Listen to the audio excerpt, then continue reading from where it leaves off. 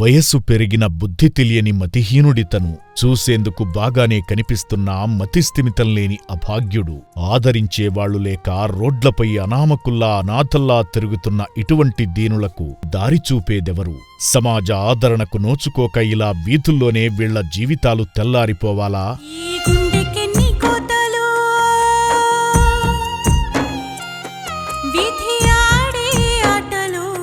ఎవరూ పట్టించుకోని స్థితిలో రోడ్లపై తిరుగుతూ స్థానికులను ఇబ్బంది పెడుతున్న ఈ అభాగ్యుడిని మీర్పేట పోలీసులు గుర్తించి ఆశ్రమానికి చేర్చారు.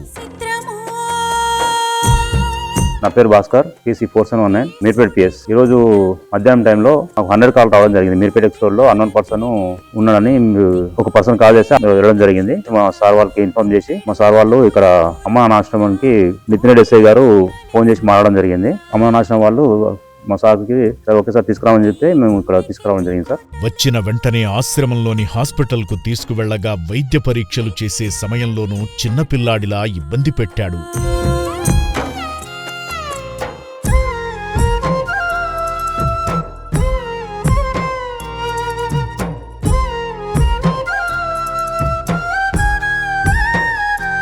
అనంతరం భోజనం పెట్టగా కడుపు నిండా తిన్నాడు.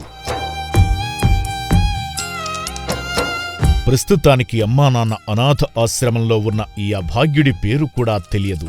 ఎర్రగడ్డ హాస్పిటల్కు తీసుకువెళ్లి చికిత్స అందించడం జరుగుతుంది. ఈ వీడియో చూస్తున్నవారు దిక్కులేని స్థితిలో ఆశ్రమానికి చేరిన ఈ అభాగ్యుడి కుటుంబ సభ్యులెవరైనా ఉంటే ఆశ్రమానికి వచ్చి తీసుకువెళ్లండి.